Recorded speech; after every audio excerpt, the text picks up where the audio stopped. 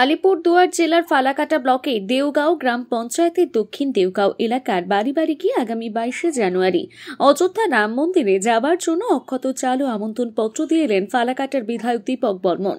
তিনি বলেন, আগামী 22শে জানুয়ারি অযোধ্যায় নবনির্মিত রাম মন্দিরের রামলালার প্রাণ প্রতিষ্ঠা হবে। সেখানে যাবার জন্য সকলকে আমন্ত্রণ জানালেন এবং ওই দিনটিকে স্মরণীয় করে রাখতে প্রত্যেকের বাড়িতে প্রদীপ জ্বালানোর আহ্বান জানিয়ে আসলেন।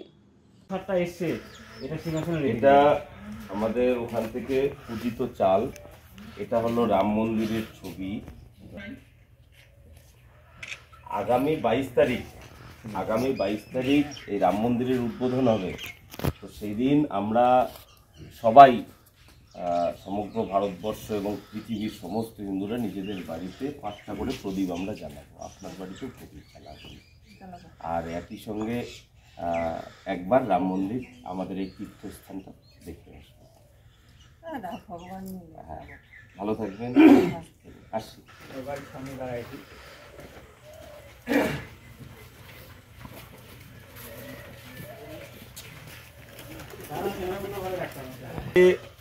পূজিত চাল, এটা একটু ওই ঠাকুরের আসনে রাখবেন।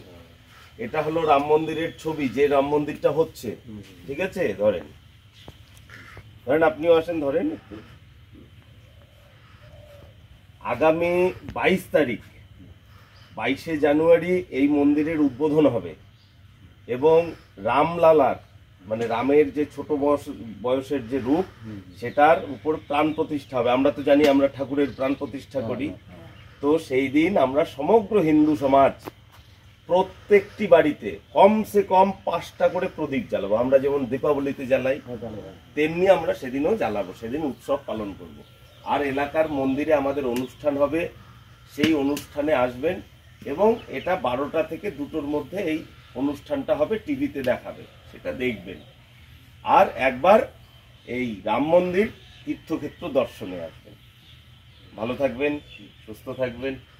আজকের এটা কোনো পলিটিক্যাল কর্মসূচি নয়, এটা সম্পূর্ণতই আমাদের সামাজিক একটা কর্মসূচি।